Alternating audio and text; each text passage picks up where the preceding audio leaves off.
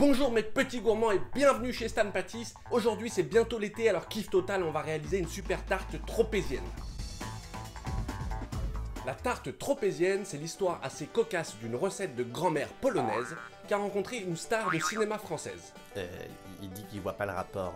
Attends, tu vas voir, c'est plutôt insolite. Après la Seconde Guerre mondiale, un pâtissier polonais appelé Mika...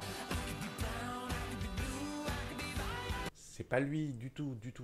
Donc ce pâtissier polonais s'installe sur la Côte d'Azur et ouvre sa propre boutique. Il y vend la tarte de famille un peu remasterisée. Dans les années 50, Brigitte Bardot tourne à Saint-Tropez un film intitulé « Et Dieu créa la femme ». Le rapport, on dit qu'elle apprécie une petite douceur après sa journée de labeur, et particulièrement une petite douceur polonaise. Coquine. Mais ça va pas! Mais on touche pas à Brigitte! Mais c'est pas elle non plus, tu fais n'importe quoi avec le montage. Donc il paraît que Brigitte Bardot adore cette pâtisserie, et comme l'artisan n'a aucune idée du nom qu'il peut donner à ce gâteau, Brigitte Bardot lui propose simplement de l'appeler la tarte Saint-Tropez. Elle deviendra par la suite la tropézienne. Pas con. Mais c'est ma recette. Je voulais, il appelle ce gâteau Mama Polka. Mais madame... Kurwa me zizniet extra vashketo. Je crois qu'elle a dit que si t'es prêt, tu peux enfiler ton tablier, que je t'explique la recette. Allez, c'est parti, on va attaquer la crème de la tropézienne. Pour ça, tu vas avoir besoin de 280 g de lait, 170 g de crème, 50 g de sucre roux, 20 g de maïzena, une petite gousse de vanille, 3 feuilles de gélatine, un petit peu de kirsch et de fleurs d'oranger, 250 g de mascarpone, 4 jaunes d'œufs, il n'y avait plus de place sur la photo, et enfin 200 g de crème liquide. Alors la première étape, c'est d'hydrater la gélatine, et ensuite tu verses la crème et le lait dans une casserole, tu fends la gousse pour récupérer les grains, tu mets ça dans le mélange précédent, et puis à chauffer tranquillement sur feu moyen. Ensuite tu prends la cassonade et les jaunes d'œufs, tu mélanges ça, histoire de faire blanchir, pendant 3-4 minutes on va dire, jusqu'à ce que tu aies mal au bras. Et puis une fois que c'est un petit peu blanchi, tu verses la maïzena d'un coup. Tu remues, c'est tout bon. Maintenant, on va récupérer les liquides qui sont chauffés, et tu vas les verser directement sur le mélange précédent à travers une passoire. Tu remélanges tout ça, et puis on va remettre sur la casserole de cuisson. Donc pour une bonne crème pâtissière, tu vas mettre sur feu moyen, tu vas chauffer au fouet, et tu vas jamais arrêter de remuer. D'abord tu vas avoir quelque chose de très liquide, et puis ça va venir s'épaissir petit à petit. Tu vois, tu commences à avoir les coups de fouet. Ça va pas non. Ensuite, ça s'épaissit, on voit que ça prend de la texture, tu laisses à ébullition pendant 30 secondes, tu remues un coup, et puis c'est tout bon. T'as plus qu'à ajouter la gélatine essorée hors du feu évidemment. Tu remélanges tout ça pour qu'elle fonde. Et puis ensuite, tu verses ça dans un récipient et tu ajoutes le mascarpone. A l'aide du fouet, tu vas encore délier le mascarpone dans la préparation précédente jusqu'à obtenir une super texture onctueuse. Voilà. Il n'y a plus qu'à ajouter le kirsch et la fleur d'oranger, à remuer un coup. Tu remets la gousse de vanille et tu viens filmer au contact. Maintenant tu mets ça au frais pendant 2 heures. Alors pour la brioche, tu peux suivre mon tuto Stan Pâtisse, je te mets le lien juste là. Là, on la récupère, elle est juste en train de pousser, dans ma salle de bain. Alors on récupère la préparation précédente qui aura bien pris au frais, on enlève la gousse de vanille et on peut la délier au fouet. Allez, on te fait les bras un peu. Voilà. Au bout de quelques secondes, tu vas voir, on va avoir une super texture onctueuse. Comme ceci. Parfait. Tu récupères la crème et tu vas venir la monter en chantilly.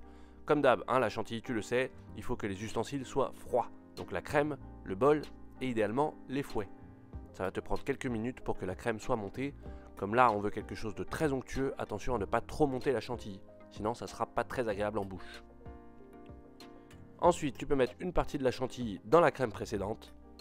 Tu l'incorpores au fouet pour délier la préparation, et puis pour le reste, tu vas venir l'ajouter délicatement à la maryse, comme ceci, idéalement en 2 fois. Voilà, tu peux réaliser ce petit mouvement, et puis au bout de quelques minutes, tu auras une super crème onctueuse. On a fait le plus dur. T'as plus qu'à la mettre en poche et direction le frigo à nouveau, le temps de faire le reste. Pas besoin de douille pour ça, juste comme ça, ça ira. Alors, la brioche. On reprend notre brioche. Elle a donc poussé maintenant, tu vois, elle a doublé de volume. Tu vas venir lui mettre quelques patates. Doucement. Et ensuite, tu la mets sur ton plan de travail que tu farines. Tu étales ça au rouleau à pâtisserie. Et puis tu vas directement mettre ta pâte sur la plaque de cuisson. L'objectif, c'est d'avoir quelque chose de relativement épais. Alors là, tu vois si ça rentre dans ton cercle. Si c'est pas assez grand, tu étales un peu avec les doigts. Et puis une fois qu'on a la bonne dimension, il n'y a plus qu'à écraser et à éraser autour du cercle pour avoir quelque chose de régulier. Tu remets ta brioche à pousser dans un endroit tiède pendant 1 heure. Et ensuite, on va attaquer le sablage. Tu sais, ce petit truc croustillant par-dessus là. Alors pour ça, c'est très simple. Il te faut 50 g de beurre demi-sel, ou alors de beurre normal et un petit peu de sel à côté, 50 g de sucre roux, 50 g de poudre d'amande, 50 g de farine et enfin 50 g de sucre en grains. C'est très simple, tu mets tous les ingrédients sauf le sucre en grains dans le robot. Et tu vas venir sabler ça gentiment pendant 2 à 3 minutes. Ensuite, tu n'as plus qu'à ajouter le sucre en grains et avec ta main, tu vas venir sabler ça gentiment, comme ça. Ce petit sablage ou strudel apporte une vraie plus-value à cette recette parce qu'il y a beaucoup de moelleux. Avec ça, ça va croustiller, c'est top.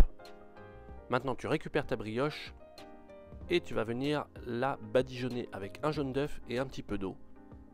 Tu la badigeonnes généreusement. Ça va apporter du doré et surtout, ça va permettre au strudel de coller.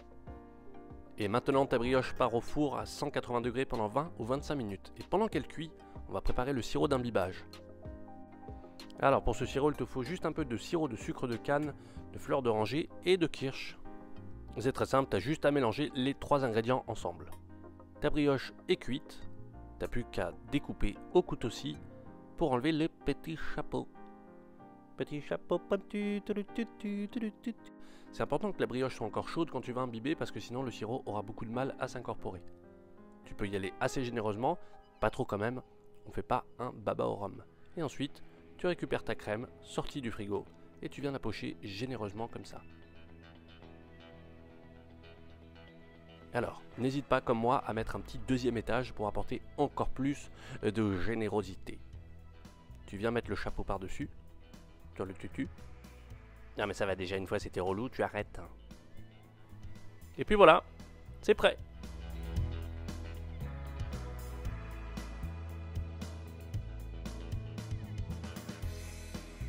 Voilà mon ami, c'est la fin de ce tuto, merci beaucoup de l'avoir suivi. N'hésite pas à t'abonner, tout ça. Nous, on se retrouve très vite pour des prochaines recettes sucrées. Salut! Пішли пікутас.